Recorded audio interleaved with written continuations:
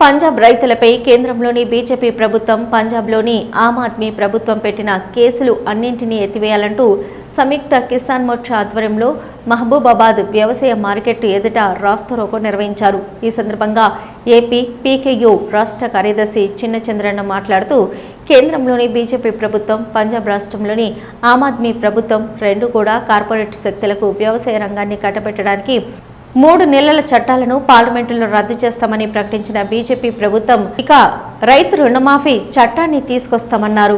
Corporate శక్తులకు రైతుల శ్రమను దోచిపెట్టడానికి నూతన వ్యవసాయ మార్కెట్ చట్టాన్ని తీసుకొస్తున్నారని విమర్శించారు।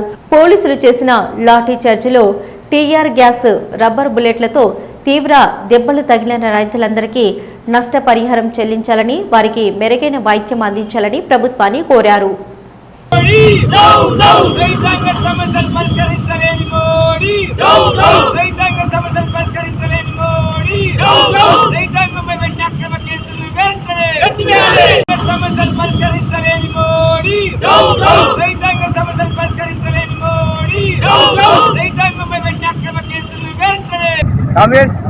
రైతు సోదరులారా, ఈ రోజు దేశవ్యాప్తంగా సంయుక్త కిసాన్ మోర్చా ఇచ్చిన పిలుపులో భాగంగా ఈరోజు మనం నిరసన కార్యక్రమాన్ని రాస్తారోకో నిర్వహిస్తా ఉన్నాం।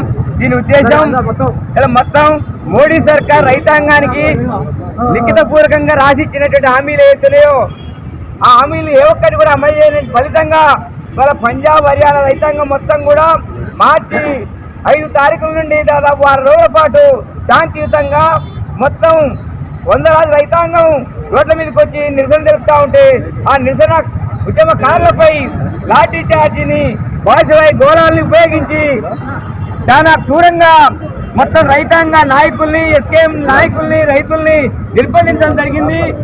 దాదాపు సుమారుగా 800 పైగా తప్పుడు రైతులపై